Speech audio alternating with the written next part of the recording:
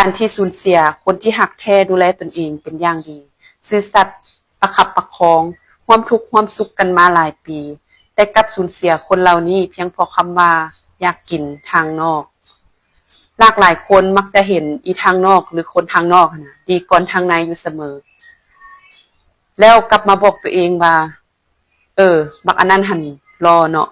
อีอันนั้นหันงามเนาะอยากจะคบลองเบิงอยากจะจีบลองเบิงอยากจะจีบเล่นๆพอฮู้โตอีกเทื่อนึงก็คือความสัมพันธ์มันไปไกลแล้วพอฮู้โตอีกเทื่อนึงก็คือไปเอากันเรียบร้อยแล้วเอาหยังบ่ทันแล้วพอฮู้โตอีกเทื่อนึงก็คือความสัมพันธ์ระหว่างครอบครัวเริ่มจางแล้วฉะนั้นคนที่นอกใจเบิ่งแล้วคือเป็นเรื่องธรรมดานอกใจแล้วนอกใจอีกแล้วกลับมาเว้าคำว่าขอโทษมื้อหน้าข้อยสิบ่เฮ็ดอีกแล้วแต่กลับเฮ็ดแบบนั้นเรื่อยๆไป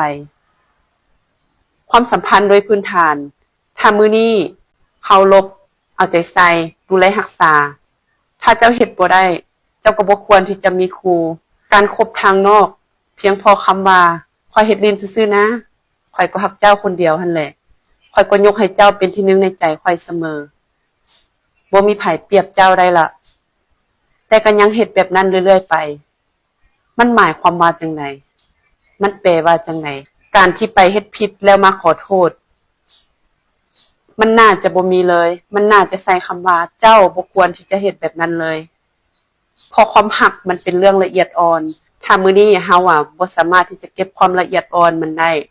เฮาก็บ่ควรที่จะมีความรักแท้ได้เช่นเดียวกัน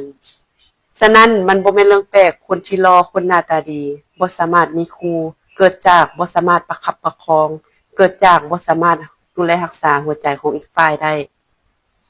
ไผมักความรู้ดีๆแบบนี้สามารถกดติดตามไว้เลยจะบ่ได้พลาดคลิปดีๆในครั้งต่อไปขอขอบใจ